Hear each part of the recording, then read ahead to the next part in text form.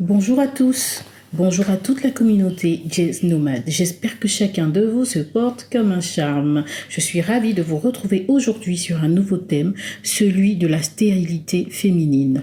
Je pense pour ma part que ce thème mérite d'être abordé, mérite d'être débattu, mérite d'être défini, mérite d'être analysé.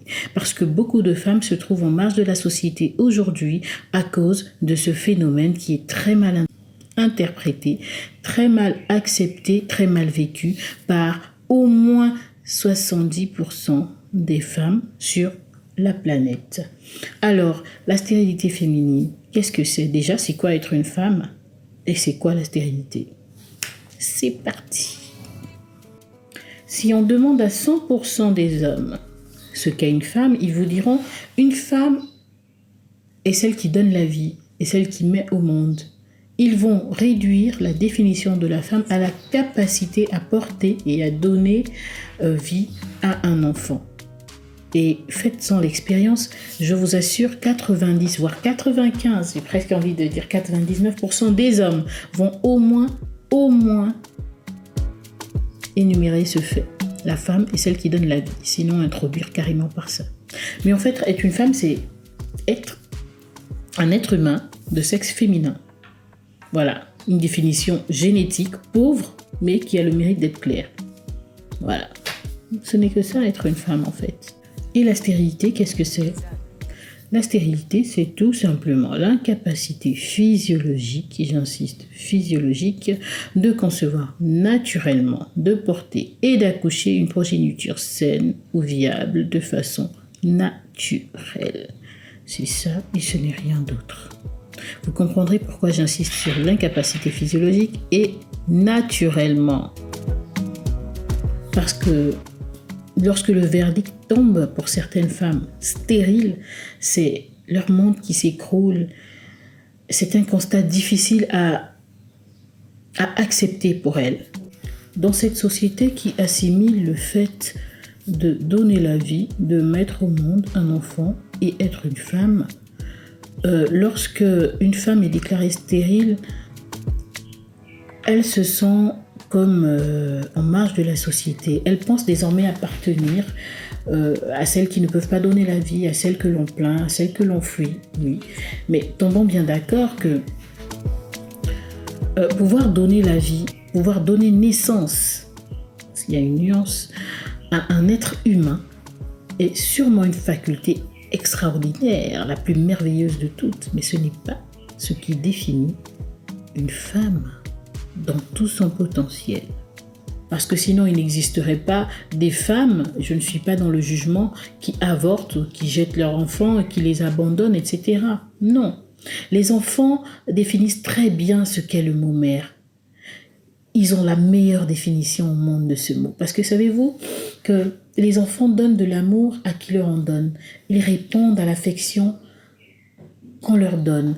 Ils s'attachent aux personnes qui les aiment, qu'elles les aient engendrées ou pas.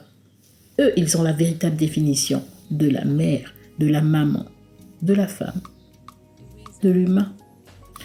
Être une mère est une fonction vraiment merveilleuse, une fonction privilégiée, une fonction sérieuse.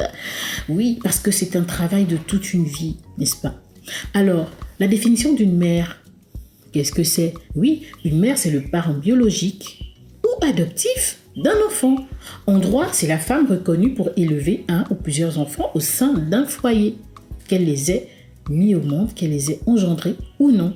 Vous voyez donc que c'est la raison d'ailleurs pour laquelle au quotidien le mot mère peut s'accompagner de différents adjectifs. Mère porteuse, mère adoptive, mère patrie. Oui, par exemple, ton pays, ta terre est ta mère patrie. On peut dire qu'elle t'a engendré? Non. Elle t'a nourri, elle t'a permis de te mouvoir, de devenir ce que tu es. Et pourtant, demain, tu peux avoir un autre pays adoptif qui sera une mère patrie adoptive. C'est un exemple que je prends. Honnêtement, oui, une mère est celle qui donne la vie, je suis d'accord. Mais finalement, c'est quoi donner la vie? C'est mettre au monde un enfant? Non, ce n'est pas mettre au monde un enfant en accouchant. Alors donner la vie, c'est donner l'amour.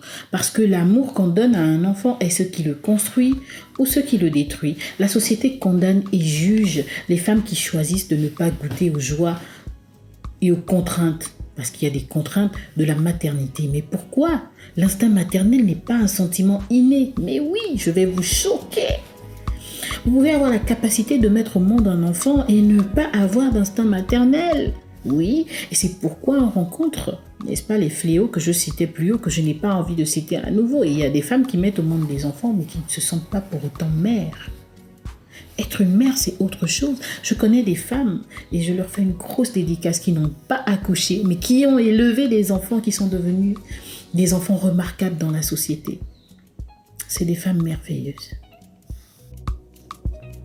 Que la femme qui engendre, qui enfante, ne s'enorgueillisse donc pas parce qu'elle n'a rien fait pour le mériter.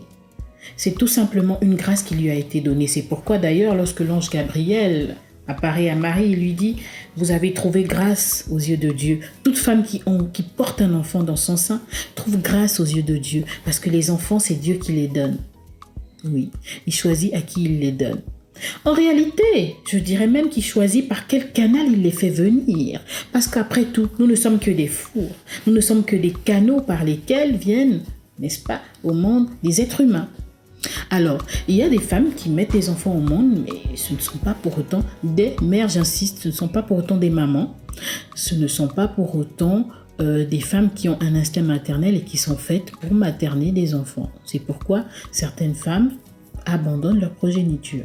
C'est pourquoi lorsqu'une femme dit qu'elle ne souhaite pas avoir des enfants, qu'elle ne souhaite pas, ne la jugez pas, accordez-le lui. Ce n'est peut-être pas fait pour elle. Comprenez? Parce qu'après, il y a des baby blues, il y a des femmes qui s'en sortent pas, elles s'en sentent pas capables, elles le vivent très mal parce qu'elles ont essayé de se conformer à la matrice de la société. Non, il faut que ça s'arrête. La stérilité n'est pas un handicap parce qu'une femme qui n'a pas porté, qui n'a pas engendré naturellement peut devenir une mère. Plusieurs moyens de devenir une mère.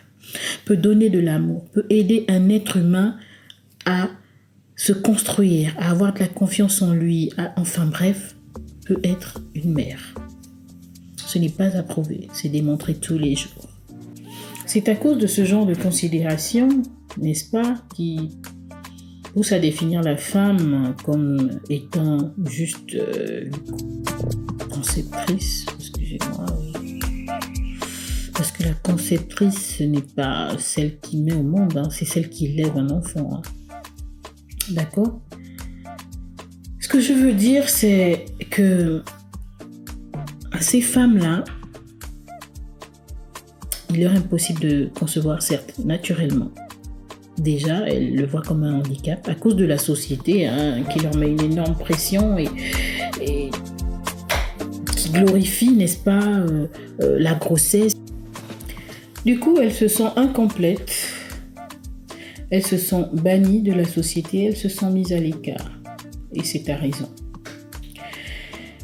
Elles le vivent comme une injustice et passent à côté de tous les bons moments qu'elles auraient pu vivre, qu'elles auraient pu avoir avec tous les enfants qui ne demandent qu'à être aimés autour d'elles. Parce que leurs enfants sont là, mais elles n'ont pas le temps de s'en rendre compte parce que justement, elles veulent entrer, se conformer au moule que la société a défini. On ne peut avoir porté un enfant et être une femme heureuse et épanouie, avec ou sans enfant. On ne peut avoir porté un enfant et être une épouse épanouie et bénie de Dieu. Une femme à part entière, oui, sans avoir porté d'enfant. Une mère. Ma capacité à concevoir ne me définit pas. Mon incapacité à concevoir ne me définit pas non plus. Je suis une femme à part entière. Je suis celle que je veux devenir. Je suis la mère des enfants que j'aime et que j'aide à grandir. J'ai toutes les possibilités, même si biologiquement, il a été dit que je suis incapable de concevoir. Il y a plusieurs manières pour moi plusieurs solutions pour moi de devenir mère. Et tous les enfants autour de moi que j'aide à grandir, à avoir confiance en eux, pour qui je suis présente, enfin bref, tous ces enfants qui m'aiment et qui me reconnaissent comme une mère sont mes enfants. C'est la chose à se dire. Il ne faut pas que ta stérilité, ce n'est pas ta stérilité, que la stérilité soit un handicap pour toi. Non. Il suffit de regarder autour de nous et voir tous ces enfants qui attendent de l'amour, qui attendent de vous, n'est-ce pas?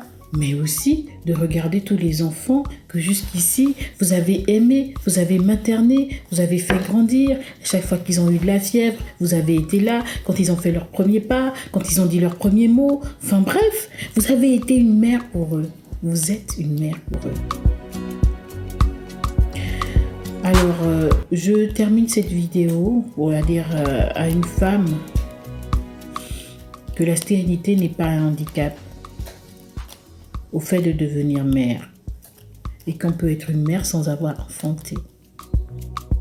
Mais encore, je ne saurais finir sans faire une merveilleuse dédicace à ma nounou sans salaire. Elle va se reconnaître, une femme merveilleuse, remplie d'amour, qui a autant d'enfants qu'on ne peut avoir de doigts, de mains et de pieds, qui continue de répandre de l'amour tous les jours de sa vie. À toi, ma nounou sans salaire, je te dis merci. Merci pour tout l'amour que tu donnes chaque jour. Merci pour tous les sacrifices que tu fais chaque jour. Je remercie toutes les mamans de la terre qui ont fait de leur mieux. Et je fais une dédicace à toutes celles qui ne désirent pas prendre part aux avantages et aux inconvénients de la maternité. Vous êtes des femmes à part entière. Je vous aime et je vous salue. C'est tout pour aujourd'hui.